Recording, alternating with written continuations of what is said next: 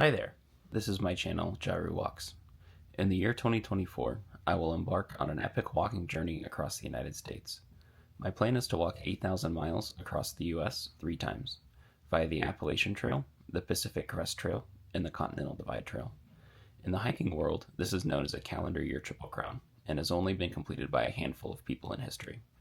I plan to post weekly updates along the way, so you can join me for the journey. I was just pausing to film briefly because a thought crossed my mind, which is I was seated here eating and I felt a little bug crawling across my lower back. And I think at a different point in life, that's the kind of thing that would have made me maybe not quite shriek, but we could imagine a person who would shriek and then just slap at it, trying to get whatever it is off of me, right?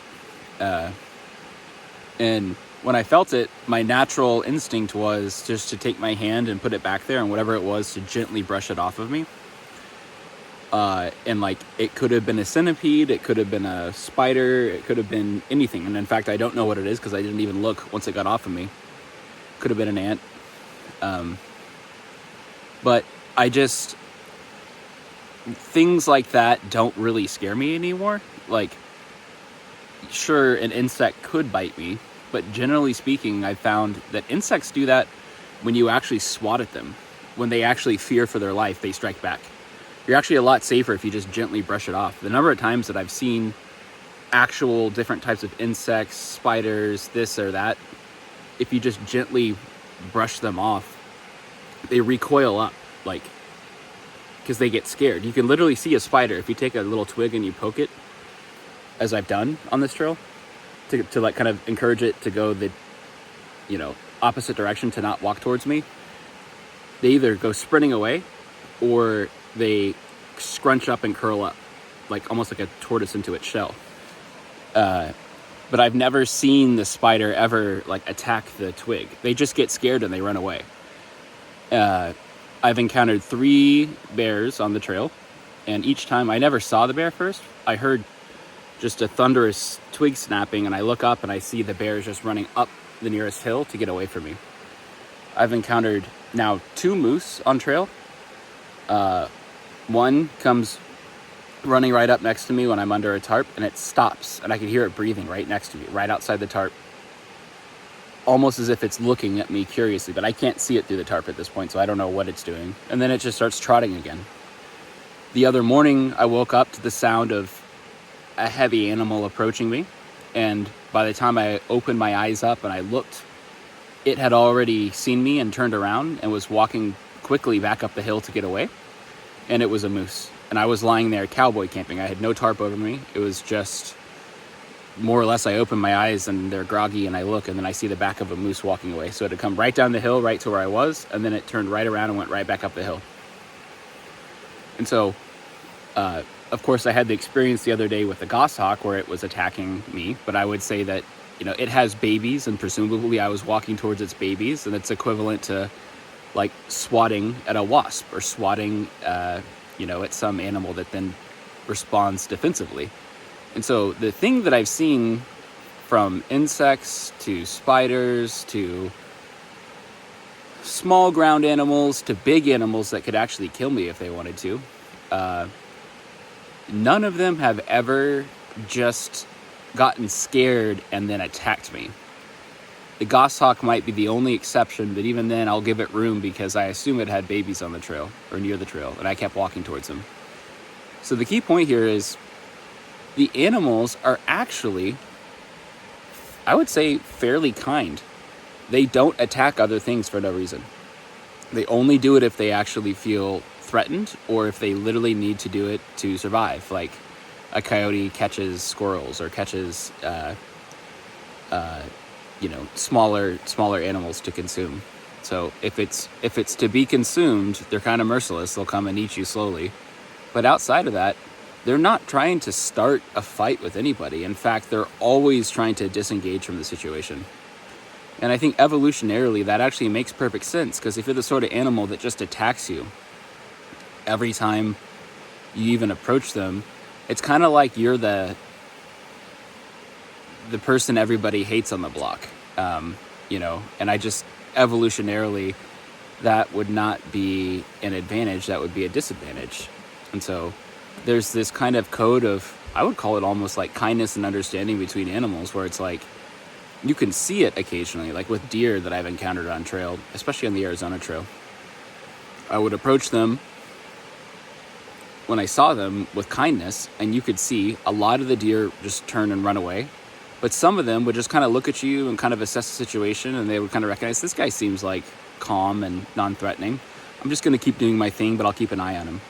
And I've just had many experiences with animals along the way where in each situation, they don't take the path of aggression. They actually take the path of disengagement, or what I would just call being chill. So I think interesting that holds true all the way from the insects up to the biggest animal I've encountered, which is the moose. That is a beaver dam in progress. Oh, that is a beaver.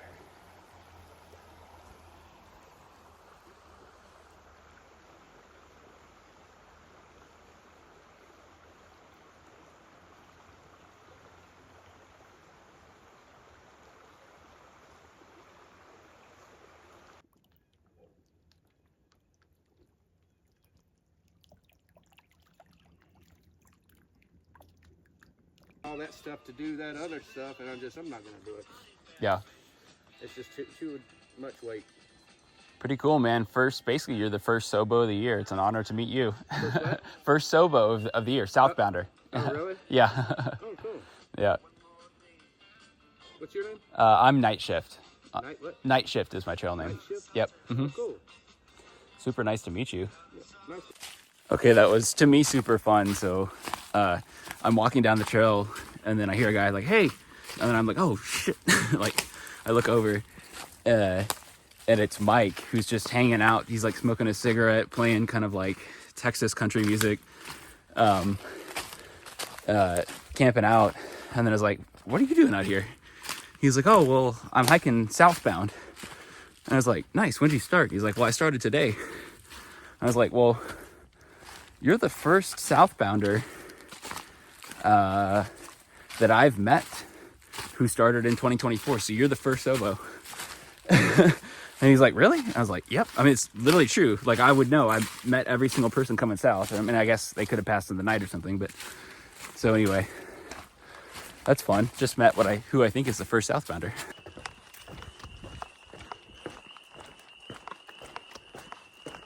So, there's a fire going down.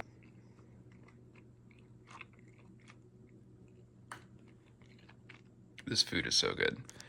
This is like a local plant that grows, fiddleback. And then the pork is also local. I think the sausages and the pork are local. They're saying they got it from the general store and someone supplies it locally. But the coolest thing on here is the fiddleback, which is a plant that grows on the trail. And that was also harvested locally.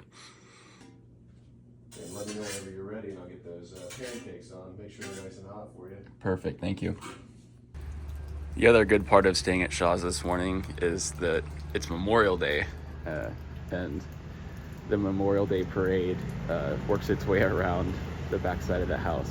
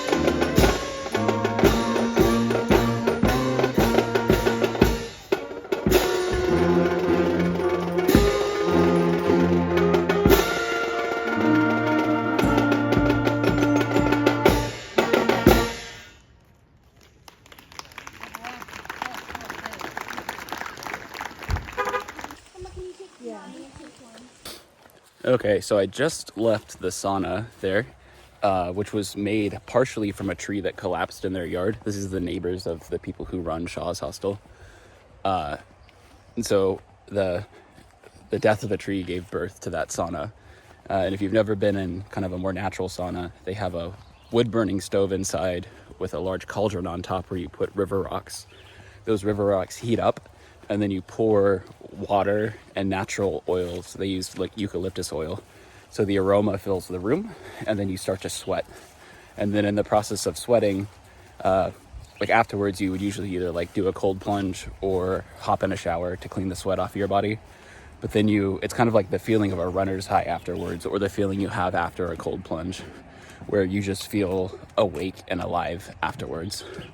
And so one of the really cool things here is that the house is right on this lake.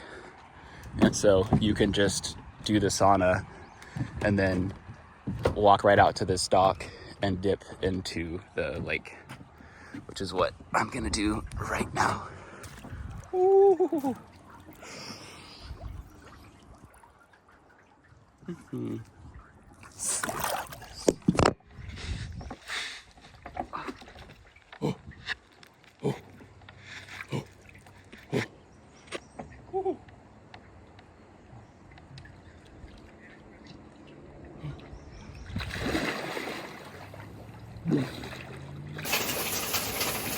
I had to get up to film this. I'm so glad I am not in the 100-mile wilderness right now. That's all.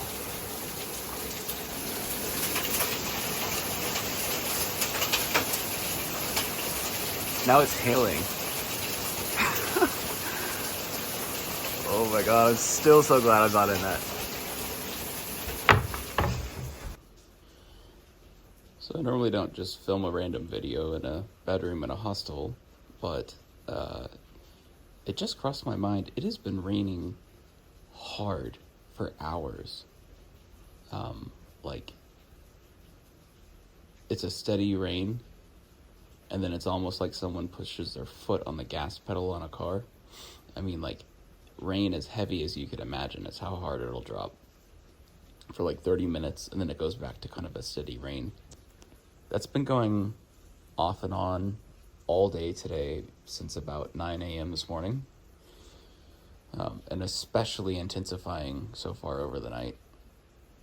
And the 100-mile wilderness section is just known for having all these stream crossings, and so I'm just concerned that they're going to be flooded tomorrow, because my plan tomorrow is to go initiate the 100-mile wilderness section. So either way, I'm going to try it, but I'm just curious and a little concerned as to what I will find there. I hope it's not flooded.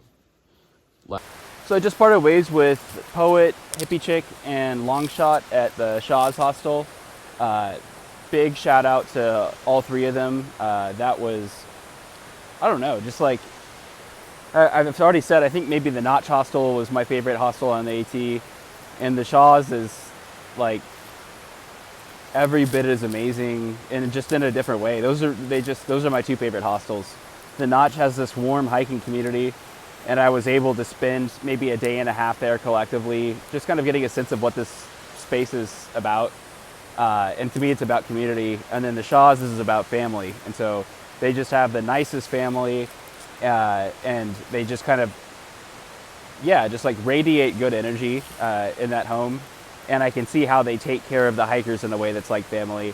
And I see why Easily Forgotten, who I met in the first week, offhandedly just said, wait till you get up north. That's where you really get to the, I don't know, just some of the really crazy awesome hostels.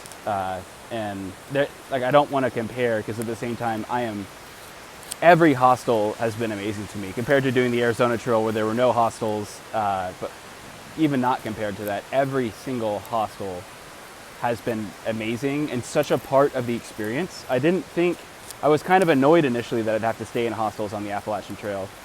I was thinking like, I'll try to do this whole thing without ever staying in a hostel, but I quickly realized there's no way to complete this trail in the way that I'm trying to do it without the support of the hostels and their willingness to shuttle you to grocery stores their patience, all of that. Like every hostel has been special, but there was really no better way to kind of cap off my entire hike than to have a day and a half, more or less, at the Shaw's hostel.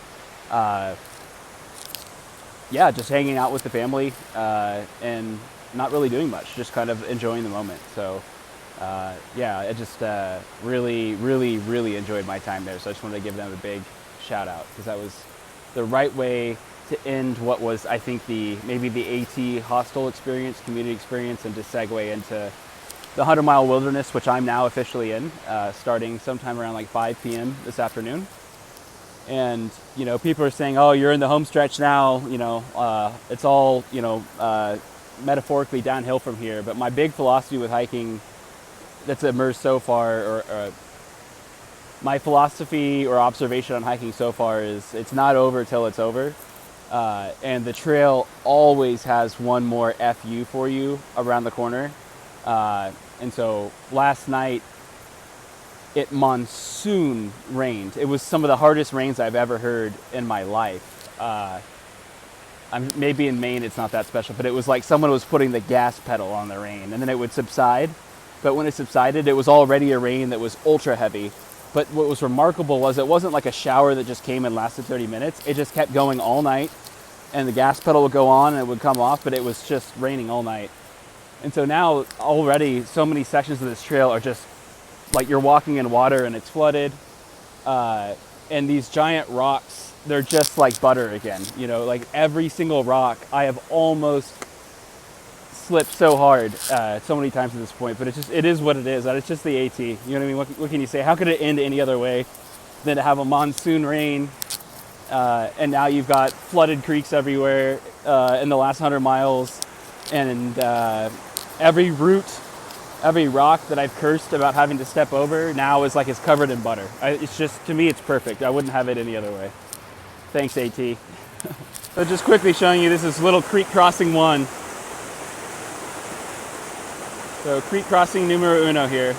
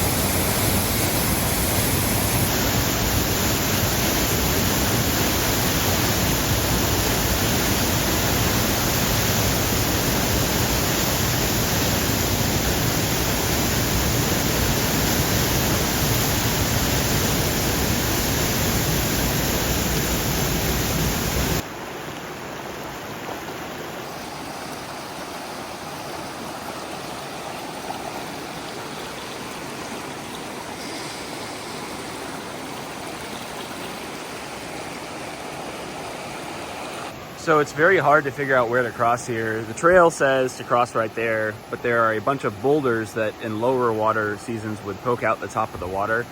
But right now they're sitting about 8 inches below the water, and they're tilted at angles, and they're covered with moss. I would put my foot out before I would put any weight on them and just move it around to feel, is it gonna just shoot out? And it shot out. So because those rocks are at angles and they're covered in moss and the water is reflective enough that you cannot see even where you're putting your foot, the likelihood of falling over sideways right there is higher than I want to mess with. And so I walked a little bit upstream, and this looks a lot calmer.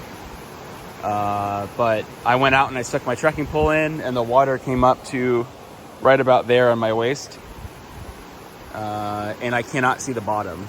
So I think that I'm going to have to go through here at the waist deep level and just step very slowly, and it's just going to be really cold. I think that's the best option. Okay, I am across that river. I just spent the last 45 minutes walking from there to there and back. From there to there and back, looking for anywhere good to go across.